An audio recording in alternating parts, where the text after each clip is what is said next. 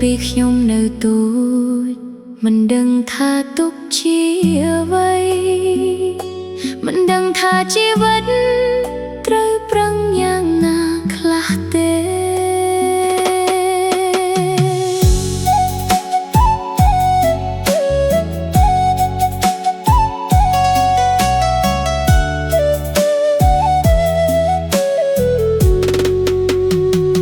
រាល់ព្រឹកឪពុក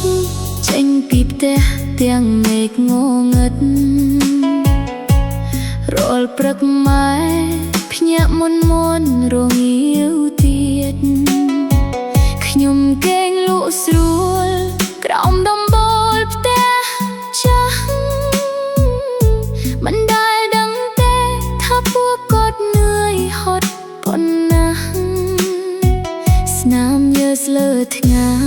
សហូរស្រក់លើវាលស្រែដើម្បីឲ្យកូនអ្នកមានអនាគតល្អជាងគេស្នាមញើសរបស់អ្នកមានគុណស្រក់លើដៃជំនួសក្តីសុខខ្លួន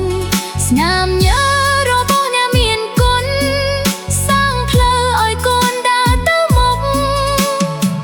ថ្ងៃនេះកូនធំទើបដឹងច្បាស់ក្នុងចិត្តថាក្តីស្រឡាញ់របស់អ្នក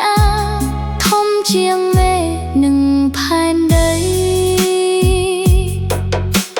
ផ្ទះឈើតូចមួយនៅចុងភូមិក្បែរវាលស្រែនៅតែមានសំឡេងដែលខ្ញុំនឹករាល់ថ្ងៃសំឡេងម៉ែហៅបាយសំឡេងឪពុកសើចអនុស្សាវរីយ៍ទាំងនោះនៅតែរស់ក្នុងចិត្ត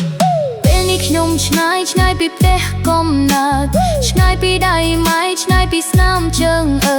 ទើបដឹងថាពេលវេលាមិនដែលរងចាំរណាសក់ស្កូវរបស់ពួកគាត់កាន់ឡើងរៀងរាល់ឆ្នាំស្នាមញើសរបស់អ្នកមានគុណស្រក់លើដៃជំនួសក្តីសុខខ្លួន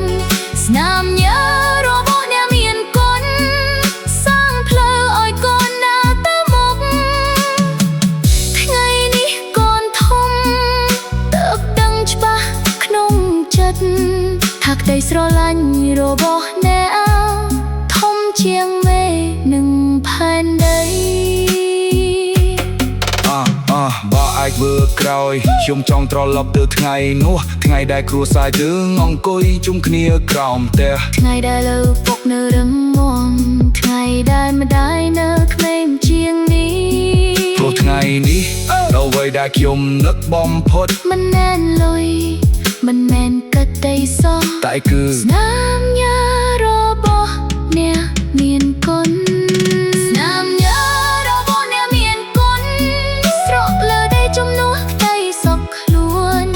ស្នាមញើសរបស់អ្នកមានគុណសាងផ្លូវឲ្យកូនដើរទៅមុខថ្ងៃនេះកូនធំ